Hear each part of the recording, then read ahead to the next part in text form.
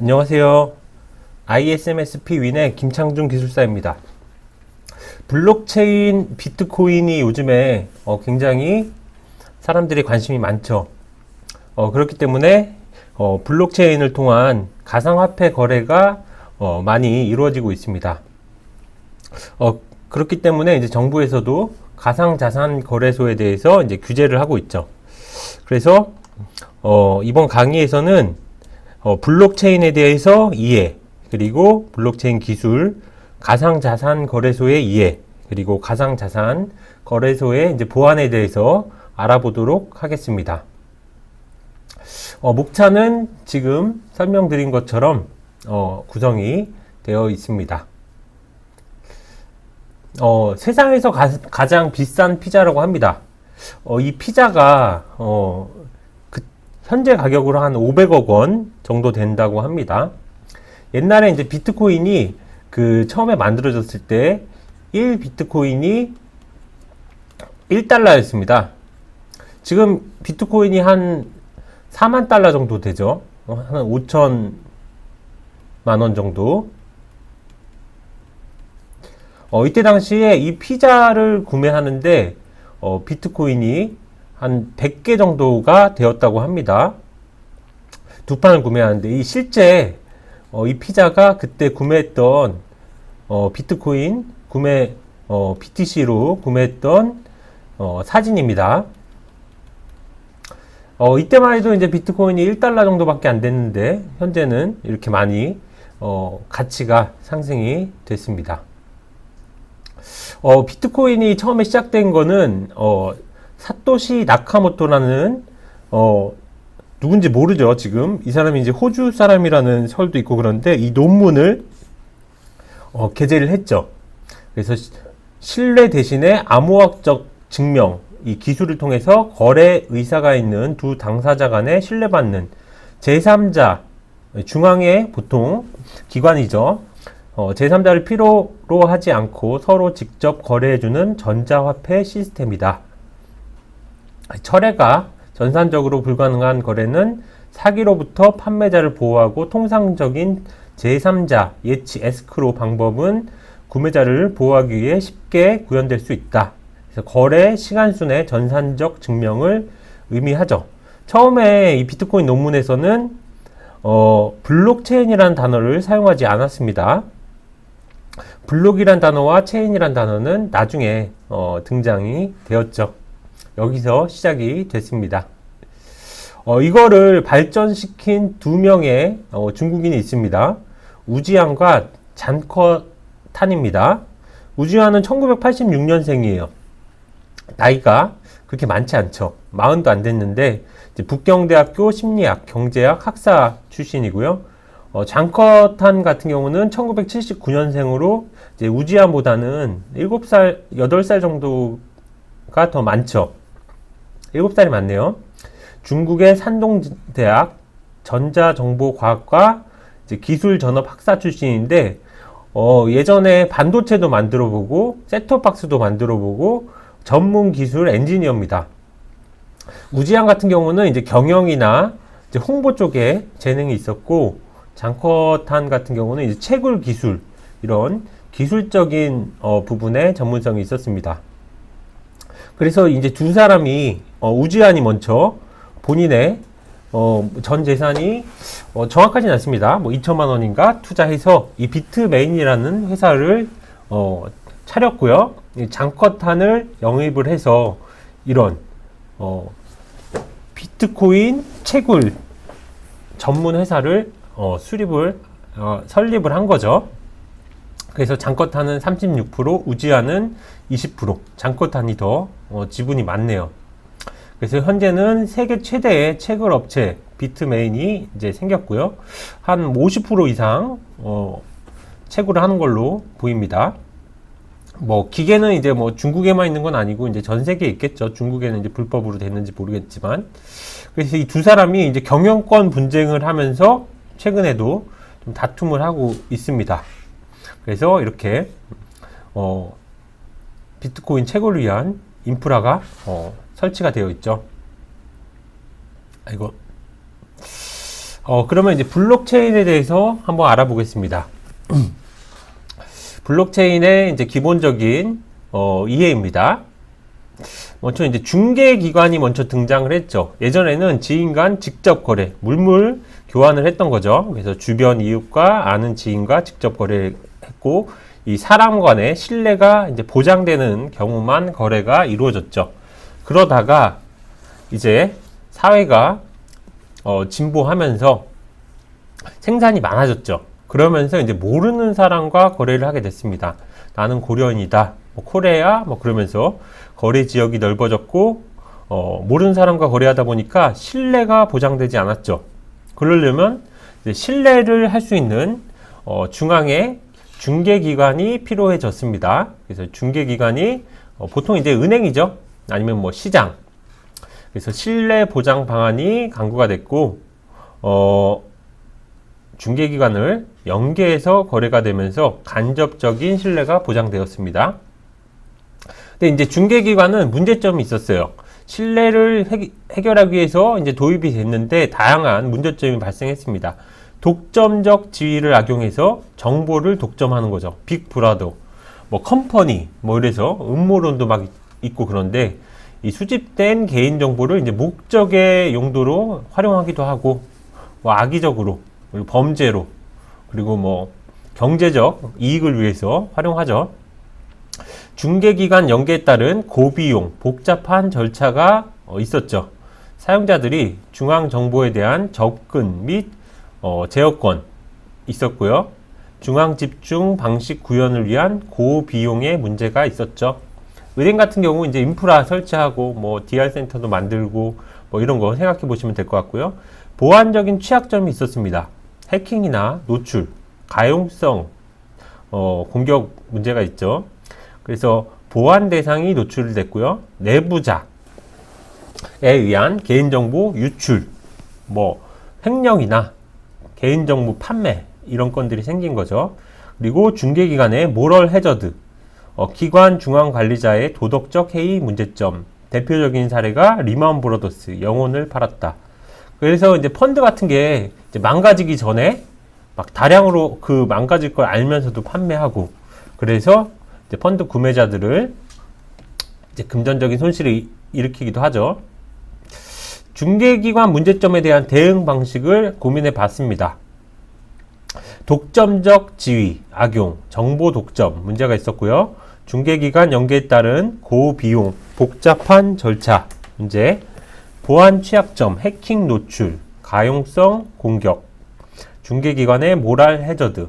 그래서 문화적인 측면에서 사이퍼펑크, 이거는 컴퓨터와 인터넷의 발달로 정부와 거대 기업의 사생활, 프라이버시 침해 암호 기술을 이용한 저항 운동입니다. 그래서 뭐 개인정보 같은 것들을 이제 목적외로 활용하고 뭐 녹취한다거나 이런 것들을 암호 기술로 저항하는 운동입니다. 화폐적인 측면에서는 데이비드 차움이라는 사람이 최초의 암호화폐 이캐시를 만들었고요. 아담백은 해시캐시, 닉 샤보는 스마트 계약, 스마트 컨트랙트죠. 이거 기반으로 빗골드를 만들기도 했어요. 기술적 측면에서는 이제 암호화 기술, 대칭키나 비대칭키 이런 거 발전했고요. 해시, 디지털 서명, 토르 네트워크, 다크웹, 어둠의 네트워크죠. 그래서 여기서 이제 범죄와 관련된 거래가 이루어지기도 하고, 뭐 중요 정보가 판매되기도 하고 그렇죠. 법적 측면에서는 미국 같은 경우 이제 프라이버시법과 한국에선 개인정보보호법 이런 규제를 만들기도 했습니다. 블록체인의 기원에서 이제 아까 말씀드린 사이퍼펑크를 많이 이야기하고 있는데요. 컴퓨터와 인터넷의 발달로 정부와 거대 기업이 개인의 사생활과 관련된 모든 정보를 수집할 수 있게 되자 사이버가 아니라 사이퍼죠. 카피했는데 프라이버시 보호를 강조하면서 이를 실현해줄 암호 기술에 관심을 가지게 되었다. 정부나 거대 기업들이 개인정보를 알 수 없도록 암호 기술을 사용함으로써 프라이버시를 보호하고자 사회 운동가들이 사이퍼펑크입니다. 그래서 사이퍼펑크 운동과 암호 기술이 결합해서 새로운 사회 운동이 이제 이끄는 활동가들이 등장하게 되었죠. 그래서 약간 이게 좀 반정부, 그런 정부를 탈정부, 무정부, 약간 이런 것처럼 암호 기술을 통해서 이렇게 운동을 하게 된 걸로 보입니다. 이게 이제 블록체인의 기원으로 할 때 많이 나오는 사건입니다. 그래서 블록체인의 기술 요소들을 간단히 보면 탈중앙화, 아까 중개기관을 이제 벗어나는 거죠. 1962년 폴 베런이 분산 커뮤니케이션을 연구했고요. 해시, 일방향성 암호화죠. 1979년에 거래 내역을 축약해 어떤 길이의 정보도 16진수 64자로 암호화하는 해시 함수를 고안해서 이제 블록체인에서는 이제 SHA-256 해시 함수가 이용이 많이 됩니다. 타임스탬프, 1991년 스튜어트 하버와 W 스콧 스토리 네타가 시간 순서에 따라서 타임스탬프를 연결해서 전자문서가 생성되거나 수정 시간을 위조하지 못하는 기술, 위변조 방지 기술이죠. 시간. 암호는 이제 고대 로마부터 전쟁 등에서 활용이 됐고 2차 대전에 독일의 에니그마 암호기, 앨런 튜링, 천재죠. 해독이 하는 해독기 개발됐고요. 예전에는 단순 암호죠. 치환 암호. A는 기억, B는 니은, 이런 식으로 주로 전쟁이나 첩보 등에서 사용하는 암호가 프라이버시 이슈가 대두되면서 프라이버시 보호를 위한 암호로 바뀌었죠. 그래서 처음에는 이제 암구어 이런 것처럼 사용이 되다가 이제는 프라이버시 보호, 고유 식별 정보 암호화, 비밀번호 암호화, 이런 기술이 활용이 되고요. POW, 작업 증명이죠. 그래서 작업 증명의 기본 개념은 1993년 모니 여기 신시아 디웍이나 모니 나우어에 의해서 고안됐다고 합니다. 그래서 이러한 개념이 영국의 아담 백에 의해서 스팸 메일에 대한 고민 해결을 위해서 사용이 됐다고 합니다. 이게 합의 알고리즘이에요. 합의 방식.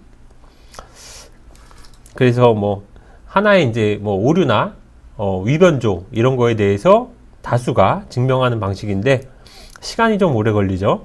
스마트 컨트랙트, 1994년 니치 스자보가 이제 개념을 제시했고요. 그래서 기술 부족으로 현재는 조금 기술이 답보 상태로 되어 있습니다. 뒤에 이제 개념들이 나오고요. 그래서 드디어 비트코인이 탄생이 됐습니다. 아까 이제 문화적, 화폐적, 기술적, 법적 측면을 환경이 있었는데 2008년에 탈중앙화의 철학과 암호화폐 목적으로 P2P 네트워크, 개인 간의 네트워크이죠. 암호화 기술과 해시 함수 이런 걸로 이제 비트코인이 2009년에 탄생을 했습니다. 이때만 해도 이제 1비트코인이 1달러였는데 이제는 몇천 달러인가요? 몇천만 원으로 됐죠. 아이고. 여기 목차 좀 잘못됐는데, 블록체인 개념 및 특성 6번이고요. 블록체인은 네트워크 내에 참여 개체가 공동으로 정보의 가치의 이동을 기록, 검증, 보관, 실행함으로써 중개자 없이도 데이터 신뢰성을 확보하게 하는 기술이다. 블록체인은 참여 개체 모두 거래 내역을 볼 수 있는 투명성, 한 번 연결된 블록은 수정하기가, 삭제하기가 어려운 불변성, 기술적 특성을 보유하고 있죠. 그래서 기술적으로 정의하자면 블록체인은 네트워크에 분산된 개체들이 합의, 프로토콜을 통해 합의된 블록을 이제 암호학적 해시 함수를 이용해서 덧붙이기만 가능하도록 연결된 분산 원장이다. 원장이 이제 레저라고 하죠. 일반적으로 블록체인은 암호학적 해시 함수와 전자서명 암호 기술을 이용하죠. 그래서 안정성이 있죠. 단일 지점에 오류가 발생하더라도 안정적인 네트워크 운영이 가능하다. 누구나 이제 블록을 체인 형태로 가지고 있기 때문에 한두 개가 오류가 발생해도 안정적이고요. 투명성. 다수의 참여 개체가 일관된 트랜잭션 상태를 공유하고 있죠. 그래서 이걸 이제 P2P라고 하는 거잖아요. 불변성. 블록체인에 기록된 내용, 변조, 철회가 불가능하다. 무결성, 부인 방지. 블록이 이렇게 쭉 연결되고 있으면 이전 거 수정하기가 어렵죠. 탈중앙화. 블록체인 네트워크의 참여 개체 간의 분산 협업으로 운영. 그래서 중앙에 중개기관이 필요가 없는 개인 간 네트워크로 볼 수 있으니까 탈중앙화 특성이 있습니다. 그래서 블록체인의 이제 장점, 전통적인 중앙 집중 방식은 이렇게 은행 같은데 데이터 센터에 서버가 있었으면 고객이 인증을 통해서, 내부 직원은 각종 인증이나 접근 통제 절차가 복잡하죠. 협력사 감독기관 시간과 비용이 들죠. 그리고 해커는 이렇게 사회공학 공격, 어드밴스드 퍼시스턴트 스레이트 공격을 하는 거고, 내부 자료 유출, 그래서 내부 정보가 유출이 되는 거죠. 데이터 로스. 그래서 내부자 공격, 도덕적 해이, 위변조 가능성, 해커, APT 공격, 디도스 화재, 가용성 문제, 프로세스 비효율, 절차 복잡, 시간 소요, 투명성 문제점. 이런 문제점들이 이제 한 번에 해결이 될 수 있는 게 블록체인의 분산 방식이죠. 그래서 고객은 이제 투명성, 이 중앙에 이런 인프라가 없어도 개인 간의 이런 블록들을 가지고 투명하게 거래를 할 수 있는 거죠. 내부 직원도 협력사도 실시간 공유가 될 수 있죠. 탈중앙화, 위변조 불가, 가용성 보장, 프로세스 개선, 절차 복잡, 시간 소요, 이런 것들을 문제를 해결하고요. 투명성을 보장을 했습니다. 블록체인의 유형에는 일반적인 참여 방법에 따라서 분류할 수 있는데요. 비허가형 퍼블릭 블록체인, 어느 개체나 제한 없이 네트워크에 참여하고 원장을 읽고 블록을 생성하여 원장에 기록할 수 있는 블록체인. 그래서 비트코인이나 이더리움. 퍼블릭은 공개된 거죠. 허가형 퍼블릭 블록체인, 어느 개체나 제한 없이 네트워크에 참여하여 원장 내용을 읽을 수 있지만 블록을 생성하여 원장을 기록하기 위해서는 특정 그룹의 허가, 이게 중요합니다. 허가가 필요한 블록체인. 그래서 이오스, 리플, 이거는 소브린인가요? 제가 이제 코인은 하지 않기 때문에 잘 모릅니다. 이런 코인 종류는. 허가형 프라이빗 블록체인, 블록을 생성하여 원장에 기록하는 것뿐만 아니라 네트워크에 참여하여 원장의 내용을 읽기 위해서도 특정 그룹의 허가가 필요한 블록체인. 프라이빗 클라우드 생각하는 것처럼 이 내부의 참여자만 읽기나 이런 허가가 필요한 거죠. 읽기나 기록이나. 하이퍼레처 파브릭, 그리고 하이퍼레처 인디 이런 것들이 소프트웨어들이 있습니다. 플랫폼이죠. 그래서 퍼블릭과 프라이빗 블록체인을 이제 보면, 퍼블릭은 누구나 열람 가능, 프라이빗은 허가된 기관만 열람 가능, 거래, 누구나 네트워크에 참여하면서 거래, 검증, 승인 수행하고요. 프라이빗은 승인된 기관과 감독기관만 가능하고요. 트랜잭션 생성자도 퍼블릭은 누구나, 프라이빗은 법적 책임을 지는 기관만 참여하고요. 합의 알고리즘, 부분 분기를 허용하는 작업 증명, POW죠. 지분 증명, 뒤에 나오는데 POS 알고리즘을 사용을 하고요. 프라이빗 블록체인은 부분 분기를 허용하지 않는 BFT 계열의 합의 알고리즘. 이게 이제 뒤에 용어가 나옵니다. 이건 비잔틴, 폴트 톨러런스, 그래서 오류 같은 것들, 그런 것들을 합의해서 없애는 그런 알고리즘이고요. 속도가 퍼블릭 같은 경우는 7에서 20 TPS, 굉장히 느린 겁니다. 프라이빗은 1000 이상의 고성능, 권한 관리는 모두가 모든 일을 할 수 있고요. 프라이빗은 제약이 있겠죠. 프라이빗 채널, 티어드 시스템 등을 통해서 읽기 쓰기 관리가 가능하고요. 대표적으로 퍼블릭은 비트코인과 이더리움, 프라이빗은 IBM 퍼블릭, 그리고 루프 체인, R3 코다 이런 것들이 있네요.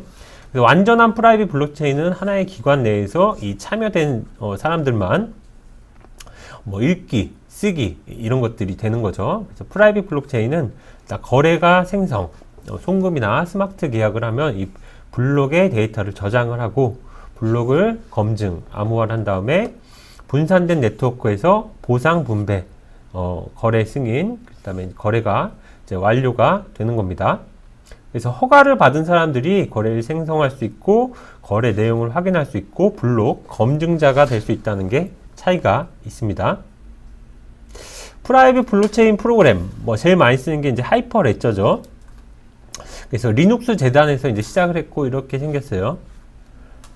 그래서 인텔, IBM 국제적 기업이 참여하고 있고 IBM이 주도하고 있고 그리고 이런 이제 커뮤니티 위주로 운영이 되는데 한국에서는 삼성 SDS, 코인플러그, 한국 예탁, 결제원, 코스콤 등이 참여하고 있고요. R3랑 넥스레저 이런 것들도 있습니다. 넥스레저는 삼성 SDS 자체 개발한 블록체인 플랫폼이라고 합니다.